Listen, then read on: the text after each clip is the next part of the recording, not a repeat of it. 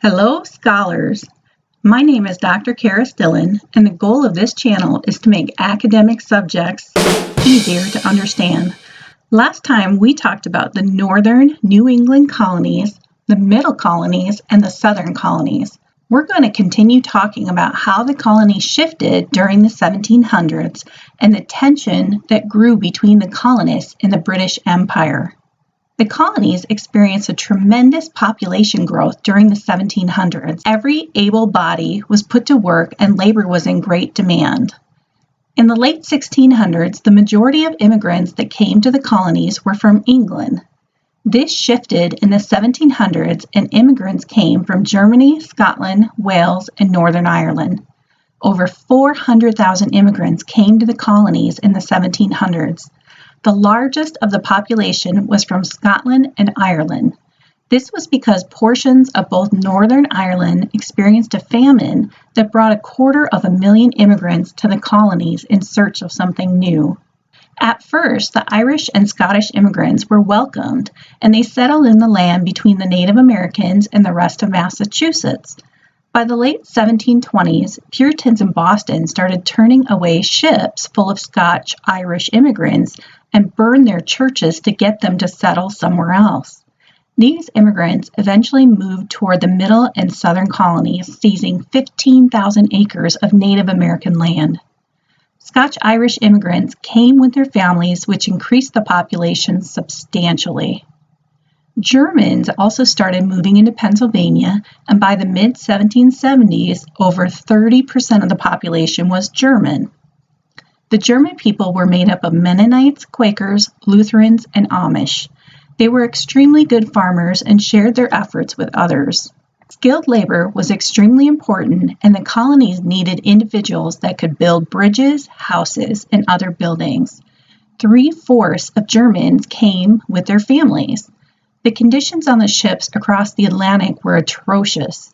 The smell of vomit, infection, mouth rot, dysentery, and body odor was terrible. Immigrants suffered from fever, constipation, boils, and lice. In addition to Scottish, Irish, and German immigrants, 50,000 convicts from Great Britain were sent to the colonies to provide labor in return for reduced sentences. No matter the ethnic background of the colonists, a majority of colonial America centered on the family unit. It was important for work to be separated between men and women. Colonial women prepared food and did the clothing. They were also responsible for childcare and took care of the home. Women often had gardens and herbs and slaughtered animals themselves. They used wool from their sheep and made shirts and pants. Daughters worked with their mothers. Boys, of course, worked with their fathers. Men worked the pastures and grew crops. They chopped wood, took care of the structure of the home as well as any barns that they had, and brought extra crops to the market. If a man was away, became sick, or died, the woman took over his chores. If a woman died, men rarely took over their responsibilities. They often remarried quickly, so they had someone to do their household chores and take care of the children. Even though all the colonies were productive, the southern colonies were the most productive. Brutal slavery was the reason that the South was able to profit like it did. Tobacco was definitely the South's main cash crop, but they also produced wheat, corn, rice, and indigo. When the farmers in the South stripped the land of its fertility, they just worked and abused their slaves harder to gain more profits. The British, French, and Spanish were in constant conflict with one another, especially in America. The French butted up against the British in the Ohio Valley, claiming the land was theirs. They wanted to extend their fur trade, but the English believed the land was theirs. In 1747, the Virginians formed the Ohio Company and went to the king to get a land grant for the area, including the modern-day area of Pittsburgh. The French did not like this land grant and sent French soldiers to the area to build military forts. They then sent a warning to the Virginia governor not to trespass on their land. The Virginia governor responded by sending George Washington and 6 other men to the French fort. Washington was 21 years old at the time and was 6'2", which was really tall for the 1700s. He delivered the message that Virginia still claimed the area to be theirs. Washington was able to gain military intelligence about the French on his trip. Washington was then asked to go on a military expedition to the French fort again, but this time attempt to provoke an attack from the French. They did not want to be seen as the provokers. In 1754, Washington and 160 men sent out to the French military fort. A Native American tribe accompanied Washington on his military expedition. When a group of English attempted to creep up on some French soldiers in the early morning, the French thought they were being attacked and started to shoot. This was how the 7 Years' War, also called the French and Indian War, began. It lasted almost 10 years. Washington took control of the French fort and called it Fort Necessity. The Native Americans that accompanied Washington didn't like his demeanor toward them, so they took off. In the summer, over 500 French soldiers attacked Fort Necessity, killing about 30% of Washington's men. It then became the goal of the English to attack the French and push them into Canada. Most of the Native American tribes sided with the French, which made it very difficult for the English to win. Washington proved effective in battle and became the commander of the Virginian armies. The English troops did not have enough supplies or men for this war. The English were losing the war until William Pitt became the Prime Minister of Britain in 1757 and finally sent sufficient supplies and troops. Colonists fought hard against the French and came to resent the British generals and their commands. When the English finally won, the colonists realized it was because of their sacrifice and service. Over 30% of male colonists had been a part of the war against the French. The New England colonies lost the most men. The resentment grew even more amongst the colonists when they realized the British Empire wanted them to pay for the war. They also decided to keep standing armies in the colonies even after the war was finished. When the colonists realized that the British Empire was going to tax them to pay their war debts, the resentment grew to a rebellion. Prime Minister Sir George Grenville recognized that the Molasses Act of 1733 was really difficult to collect from the colonists. This was a tax on a 6 pence per gallon on molasses that was purchased from anywhere that was not British. When Grenville recognized the act was being ignored, he passed the Revenue Act of 1764, which was also called the Sugar Act. It created penalties for those that didn't pay taxes and for smuggling. This act allowed the British Navy members to go on board any ship they wanted and to seize any cargo that looked suspicious. Colonists continued to smuggle, though. They began questioning Britain's right to tax the American colonists. Grenville was surprised when the war debt did not go down, and he realized he would need to do something more drastic. In 1765, Grenville created the Stamp Act. This was a tax on any and all paper used for official documents. This meant that any legal papers, wills, licenses, newspapers, or pamphlets had to have a stamp on them as proof that a tax was paid. The colonists knew the British were trying to make money from this act, and they were angry. Almost every business and legal entity had to use official documents, which meant the British were going to make lots of money from this act. In order to keep the Americans somewhat happy, they had colonists collect the tax. The House of Commons legislated this tax. And because the Prime Minister said the colonists were represented by the House of Commons, they had the right to collect the taxes from the colonists to gift to the monarch. The colonists did not agree with this and questioned whether or not they truly had representation in the House of Commons. The colonial assemblies decided to discuss these taxes, and the Stamp Act was debated at length. In Virginia, the assembly was called the House of Burgesses. Patrick Henry provided radical opposition to this new tax by stating that the colonists themselves had the right to tax themselves and that Britain did not have this right. The forms of opposition to the Stamp Act were published in the newspapers and publicly challenged the Stamp Act. These oppositions were called the Virginia Resolves. In 1765, Samuel Adams, John Hancock, and Ebenezer McIntosh mobilized a resistance to the Stamp Act. They called themselves the Sons of Liberty. Adams and Hancock were brilliant and had been educated at Harvard. McIntosh had the gift of being able to bring people to the streets to gather. The three men decided to bring hordes of people into the streets of Boston and convince the stamp provider to quit his job. The stamp provider's name was Andrew Oliver. McIntosh led thousands of protesters into the streets and hung a dummy of Oliver in a tree and burnt it. This completely freaked out Oliver, who stayed in hiding that night and quit his job the very next day. It was a huge victory for the demonstrators, who realized that individual numbers could have power over politics. No one followed the Stamp Act, and the Sons of Liberty considered their demonstrations a success. In March 1766, the Stamp Act was repealed because of all the protests. Each time the monarchy turned to taxation, the colonists rebelled. They boycotted British goods, and Boston often led the resistance. The Revenue Act was passed in 1767, which placed taxes on lead, paper, glass, and tea, which were brought to the colonies. Because the colonists never consented to the taxing, they felt that the monarch considered them slaves.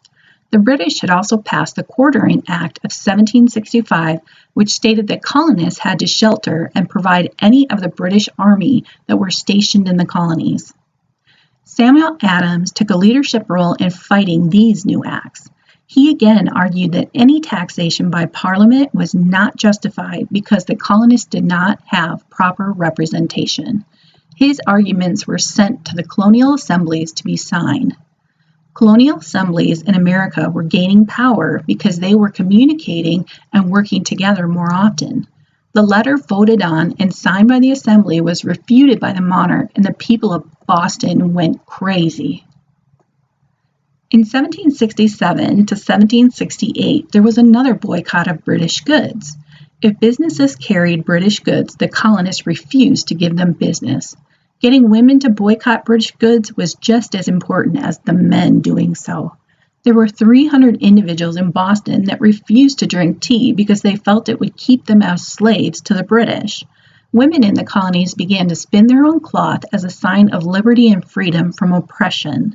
The Boston newspaper showed pictures of women that made their own clothes without British goods, and these women were called the Daughters of Liberty. The boycotts were a success. The British Empire knew it had to get control of the colonies in 1768 and sent 3,000 troops to Boston. The troops were extremely loud, did not honor the Sabbath day, and created great resentment by the colonists. It was a surprise that nothing violent happened until 1769. In protest, crowds and demonstrations threw feces and urine on businesses that supported the British. On March 5, 1770, a group of demonstrators taunted 8 British soldiers, throwing rocks at them, trying to get them to attack. Eventually, somebody yelled, "Fire!" and the shooting started.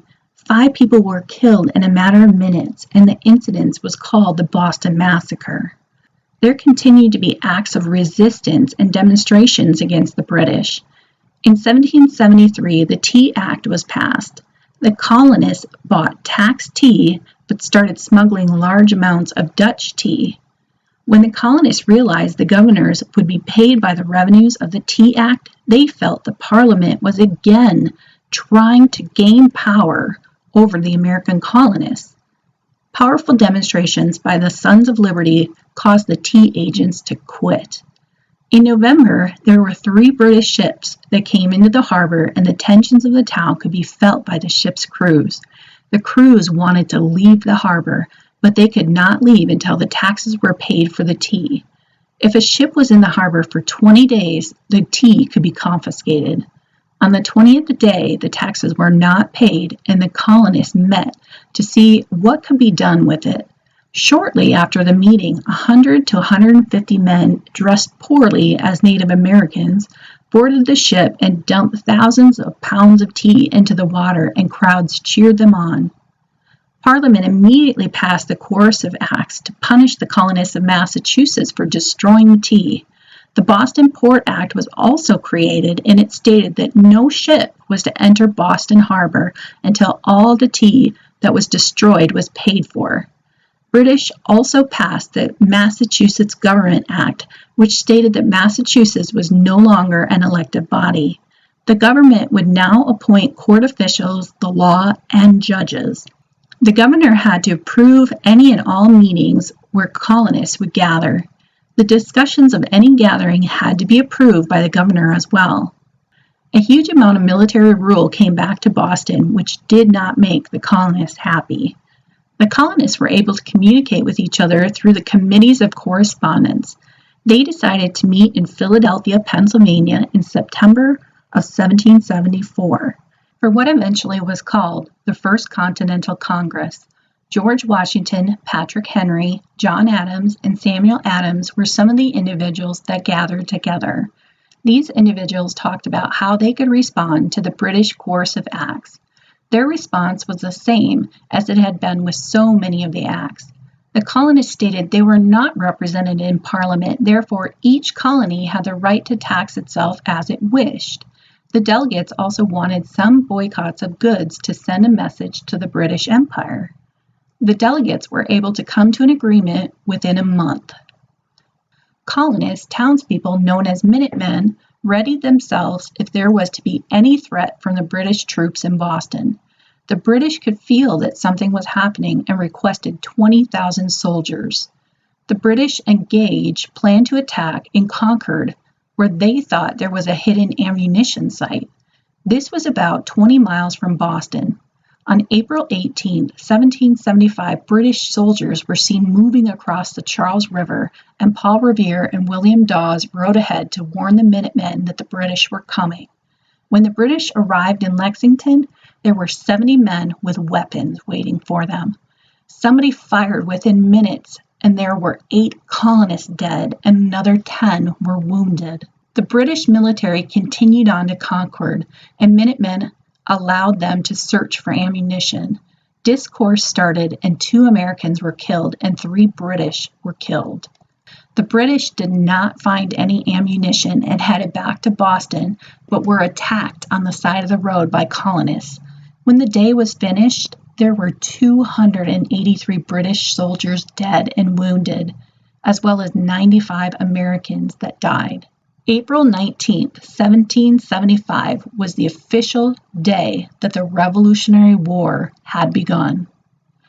The British proclaimed any slave that fought for the British would gain their freedom, but that the British had no intention of doing this.